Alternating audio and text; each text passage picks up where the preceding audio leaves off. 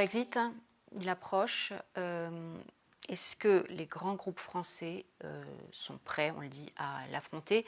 Qu'en est-il des 30 000 PME françaises qui font du commerce avec la Grande-Bretagne? Alors, nous sommes préparés avec ces PME et notamment, il y a eu énormément de démarches individuelles par téléphone, lors de réunions également, pour les sensibiliser à tout ce qu'il fallait changer dans leurs procédures, notamment douanières, dans les process, etc. Parce que c'est naturellement un choc, ce Brexit.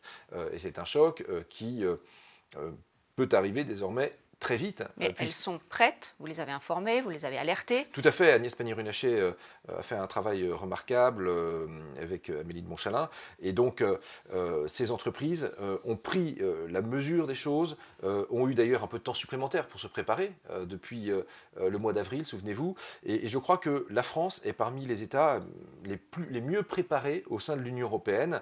On ne peut pas en dire autant d'ailleurs de nos amis britanniques. Par exemple, vous regardez le port de Douvres, ils n'ont manifestement pas fait les travaux d'infrastructure que nous avons fait à Calais, par exemple, pour permettre une fluidité et puis pour permettre tout simplement eh bien, le transfert des marchandises dans des meilleures conditions possibles. Le dernier plan présenté par Boris Johnson, il est acceptable?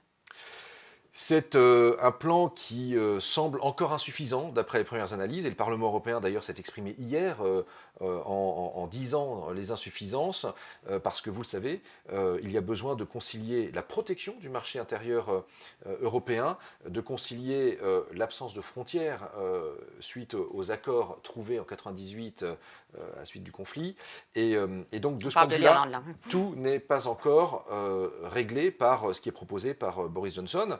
Donc le travail se poursuit. Michel Barnier et ses équipes, depuis d'ailleurs cet été, ont été en contact permanent avec les équipes de Boris Johnson, mais force est de constater que pour l'instant, tout n'est pas réglé par les propositions de M. Johnson.